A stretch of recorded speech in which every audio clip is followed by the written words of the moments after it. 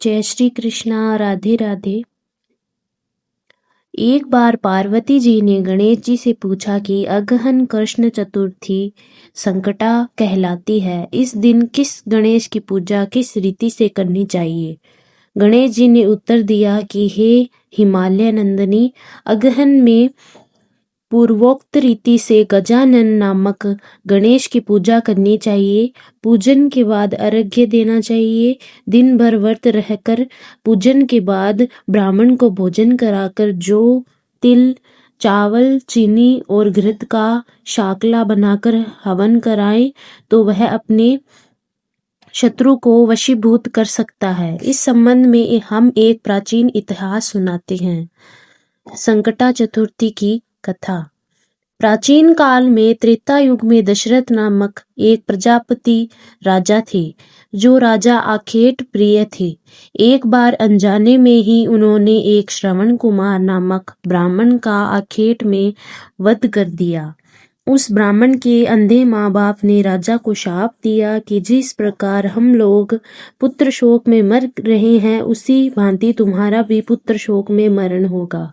इससे राजा को बहुत चिंता हुई। उन्होंने पुत्रेष्टि यज्ञ कराया। फलस्वरूप जगदीश्वर ने राम रूप में अवतार लिया। भगवती लक्ष्मी जानकी के रूप में अवतरित हुई। पिता की आज्ञा पाकर भगवान राम सीता और लक्ष्मण सहित वन को गए, जहां उन्होंने खरदूषण आदि अनेक राक्षस व राक्षसियों का वध किया। इससे क्रोधित होकर रावण ने सीता जी का अपहरण कर लिया। सीता जी की खोज में भगवान राम ने पंचवटी का त्याग कर दिया और ऋष्यमुख पर्वत पर पहुंचकर सुग्रीव के साथ मैत्री की। तत्पश्चात सीता जी की खोज में हनुमान आदि वानर तत्पर हुए। ढूंढते ढूंढते वानरों ने घृतराज संपाति को देखा।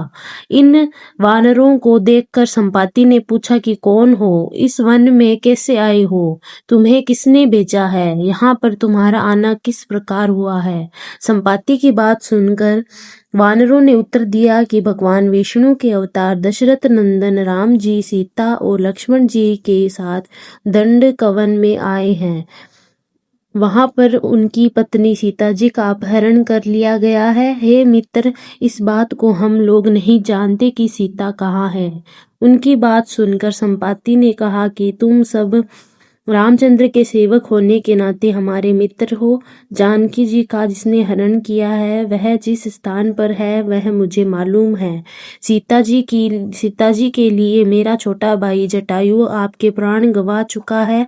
यहाँ से थोड़ी ही दूर पर समुद्र है और समुद्र के पास उस पार राक्षस नगरी है। वहाँ अशोक के पेड़ के नीचे सीता जी बैठी हुई है। रावण द्वारा अपहृत सीता जी भी अभी भी मुझे दिखाई दे रही है। मैं आपसे सत्य कह रहा हूँ कि सभी वानरों में हनुमान जी अत्यंत पराक्रमशाली है, अतः उन्हें वहां जाना चाहिए।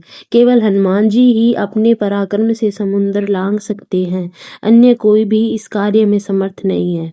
संपाति की बात सुनकर हनुमान जी ने पूछा कि हे संपाति, इस विशाल समुद्र को मैं किस प्रकार पार कर सकता हूँ। जब हमारे सब वानर उस पार जाने में असमर्थ है तो मैं अकेला कैसे पार जा सकता हूँ।